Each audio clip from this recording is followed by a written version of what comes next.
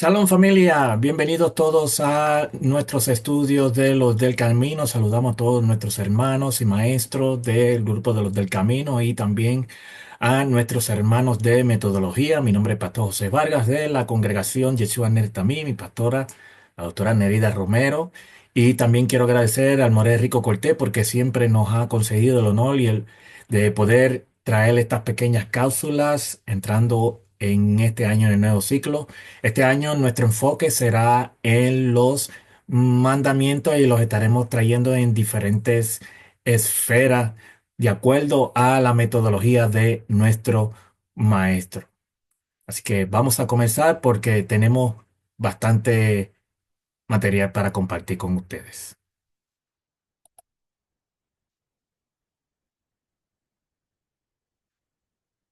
Recordando siempre que todas estas enseñanzas las vamos a traer de acuerdo a la metodología de nuestro maestro Rico Cortés y también la escalera educativa, donde estaremos hablando de los diferentes temas y también sobre la metodología.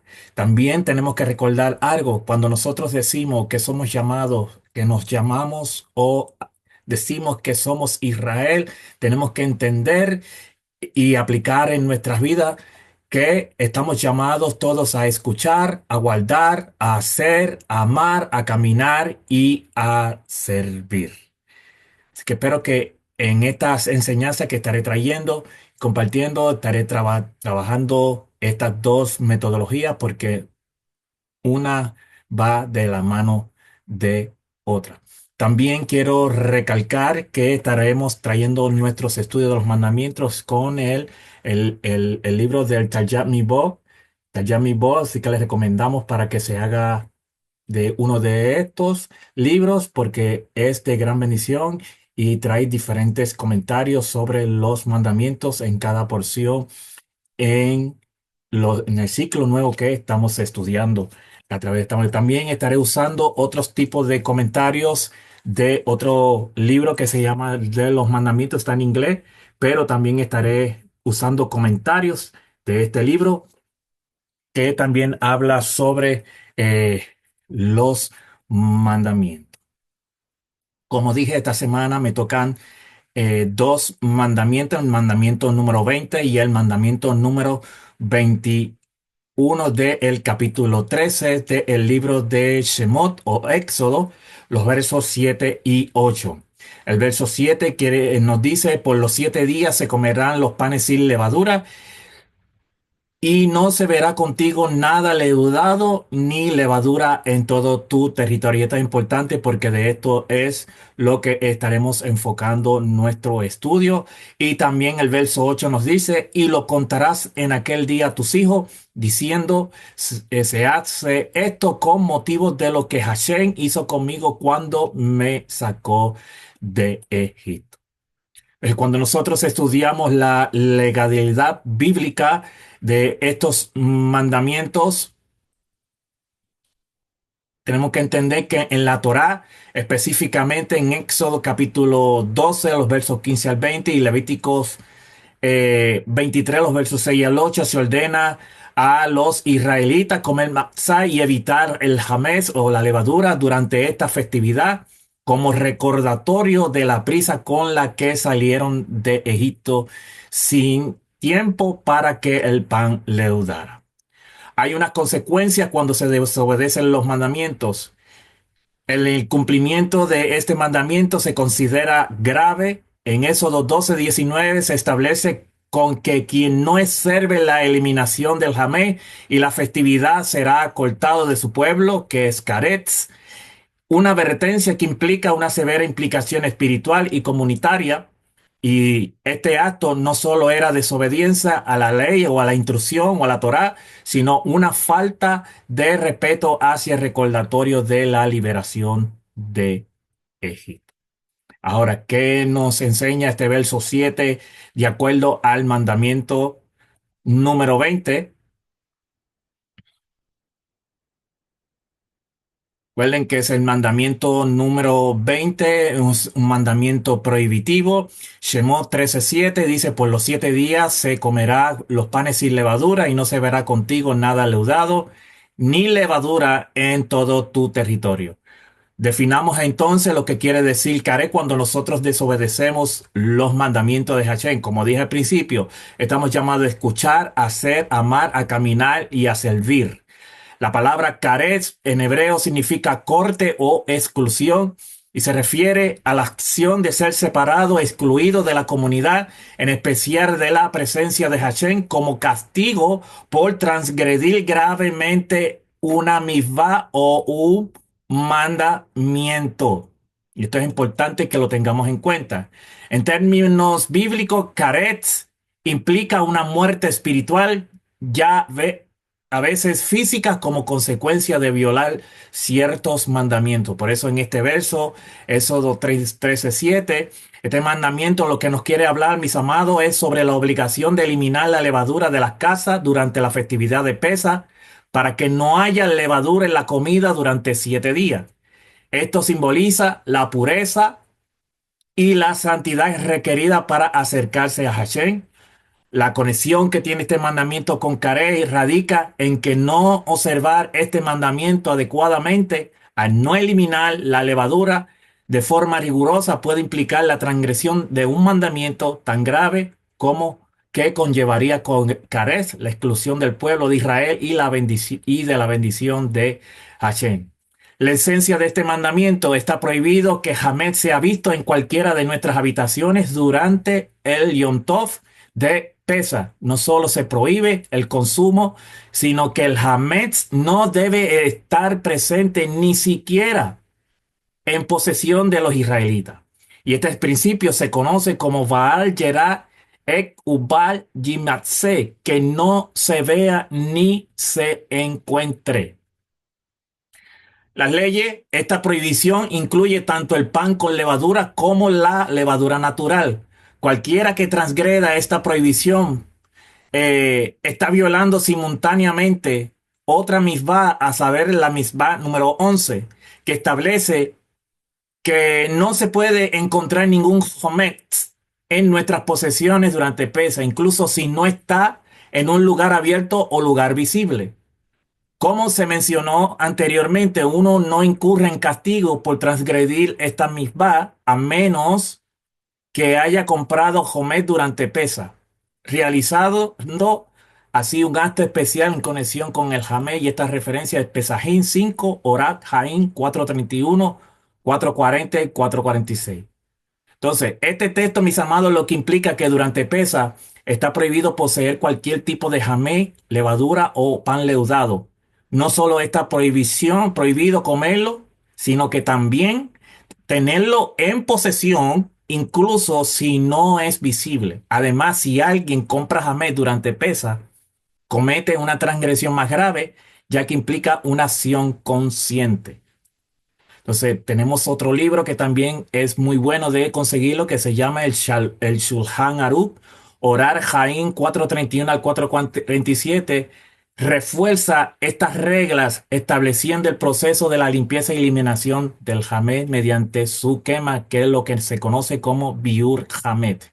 Entonces, en el templo, en el Beit Hamikdash, en el espacio sagrado, el Biur Hametz, eliminación del Hametz, se realiza de manera rigurosa antes de Pesa. Los Kohanim aseguraban que no quedara Hametz en el área del templo, especialmente en la preparación de las ofrendas de harina, que debían ser sin levadura. ¿Qué incluía este proceso? Incluía la búsqueda de la eliminación, quema del Hametz, cuidados con las ofrendas, y se aseguraba que las menajó, o sea, las ofrendas de harina, fueran completamente matzah, excepto para algunas excepciones específicas como el lejen japanín, que son los panes de la provisión que estaban dentro del templo en, en el lugar santo. Entonces, también vemos que durante Pesa en el templo se comía matzah junto con el sacrificio de Pesa, el Korban Pesa, y este consumo tenía lugar principalmente en el área designada para las comidas de los corbanos, los sacrificios, que incluía el azará, patio del templo, y en las casas de los participantes dentro de los límites de Jerusalén. El lugar específico dentro del templo donde se preparaban los panes, incluyendo la masa por ofrenda, era la Liscat Halehem, cámara del pan. Además, los Kohanim, sacerdotes, consumían la masa del Corbán, Minjá, ofrenda de harina, en un área sagrada del Beit Hamikdash. Antes de Pesa, los Yehudim eliminaban el Hametz mediante el Bedikat Hametz, búsqueda, y el Biur Hametz, que era destrucción, lo que quemaban en una fogata o le esparcían en el viento o en el agua. En Jerusalén lo llevaban fuera de la ciudad, generalmente al Valle Ginón, o arroyos cercanos, asegurándose de que no quedara en su territorio. Y esto garantizaba, mis amados, que el templo estuviera completamente libre de Hametz en el cumplimiento de la Torá. Y aquí está el valle de Ginón en la geográficamente, vista del valle de Ginón, el nombre moderno de Gehiná, bíblico, o valle de Gehinón, visto desde el monte Sión en Jerusalén, Israel. Y aquí tenemos otra foto donde también se ve el Valle Ginón. Esta foto está mirando hacia el este a través del valle, también conocido como el Valle de Genea, Jerusalén, Israel. En el contexto cultural e histórico en el antiguo Medio Oriente, el pan era alimento básico esencial. La fermentación del pan era un proceso simbólico asociado al tiempo y la transformación, y en muchos casos la corrupción e impureza espiritual. En Egipto, el pan leudado era común en la dieta diaria y tenía incluso connotaciones rituales en sus ceremonias religiosas. Y de esto habla nuestra hermana pastora Mirna Pesina y nuestra hermana María Negrón. Así que les invito para que vean los estudios de ella. Eh, Rechazando la cultura opresora de Misraim y cercando una identidad distinta para Israel. El acto de comer matzá era una expresión de humildad, dependencia de Hashem. Además, la prohibición de Hametz reforzaba el concepto de obediencia y la pureza. Y aquí abajo en la foto tenemos una familia limpiando la levadura, sacándola dentro de sus casas o de sus territorios. También en el verso 8 tenemos y lo que es que habla sobre los padres de familia. También tienen la obligación de hacer un relato de la salida de Egipto en la noche de la celebración de Pesa. El mandamiento número 21, y lo contarás, el verso 8 del capítulo 13, y lo contará en aquel día a tus hijos diciendo: si haces esto con motivo de lo que Hashem hizo conmigo. La esencia del mandamiento es una misvá, relatar la historia de Éxodo en Egipto en la víspera del 15 de Nisan, la noche del Seder. Leyes: un padre está obligado a contar la historia del Éxodo a sus niños. A cada niño se le debe informar de tal manera que pueda comprender. A los más pequeños, esto es algo que tenemos que tener en cuenta a la hora de contarle la historia a los niños en la noche de Pesa. Los más pequeños en términos sencillos, los más antiguos con mayor detalle. Si no hay niños presentes, la esposa debe asumir el papel del niño en la mesa del ceder. Incluso si no hay otra persona presente, uno está obligado a pronunciar las palabras del Haggadah con la boca para que su corazón se inspire sobre el asunto, porque al hablar el corazón se despertaba. La perspectiva, la razón por la que se puso tanto énfasis en el éxodo de Egipto es porque representa el pico del simbólico del judaísmo. El episodio de Yetziat Mitzrayim es una completa indicación y prueba de la creación del mundo a partir de la no existencia, y de que hay un creador que tiene el control total de toda la existencia en el universo, en cuyo poder está el de cambiar el curso de la naturaleza como él lo desee, en cualquier momento en particular, tal como lo hizo en Egipto, cuando alteró las leyes de la naturaleza por nuestro bien y obró para nosotros grandes y poderosos milagros sin precedente. Entonces, nuestros sabios han decretado, mis amados, que debemos de beber 4 copas de vino en la noche del Seder, en referencia a las 4 expresiones, y eso está en Éxodo capítulo 6, los versos 6 y 8. Además, quien no haya pronunciado las siguientes 3 palabras de sobrepesa no ha cumplido con su deber, a saber: pesa, el corbón, pesa, matzó, el pan de sin levadura, y maror, las hierbas amargas. Referencia a Pesaín 116. Entonces, la Haggadah en su contexto fundamental dentro de la tradición judía, especialmente durante la celebración de Pesa, este texto narra la historia de la liberación de los hijos de Israel de la esclavitud en Egipto, basándose principalmente en la narrativa del Éxodo.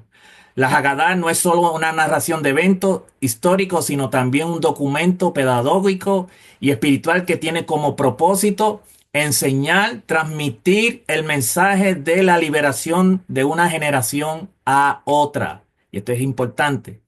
Es una parte esencial del Seder Pesach, en el cual se sigue un ritual específico, incluye la lectura de la Haggadah, acompañada de alimentos simbólicos y la pregunta famosa, ¿por qué esta noche es diferente de todas las demás noches? Por eso vemos que aquí nos dice en el verso, y lo contarás a tus hijos en aquel día diciendo, es por esto que Hashem hizo por mí cuando salí de Egipto. Y aquí tenemos abajo arqueológicamente han encontrado eh, Haggadah eh, por estos arqueólogos, la entrada de la antigua Genizá y Jacob Zafir a la derecha, quien documentó su existencia en sus viajes por Egipto. Y aquí está más información, las Haggadah más antiguas del mundo. Luego usted le puede dar para el video y leer toda esta información. Y tenemos otra Haggadah. En cada generación las personas deben imaginarse a sí mismas partiendo de Egipto, una página de la Haggadah del Cairo en el siglo X, entre la era común, entrada de la Genizá en el Cairo. Y aquí tenemos otra Haggadah y Israel saliendo de Egipto. Así que familia, esperamos que este estudio sea de gran bendición. Recuerde de suscribirse a Tesoros del Templo y eh, unirse a nosotros en Facebook, en el grupo de los del camino. Así que shalom, bendiciones, será hasta la próxima.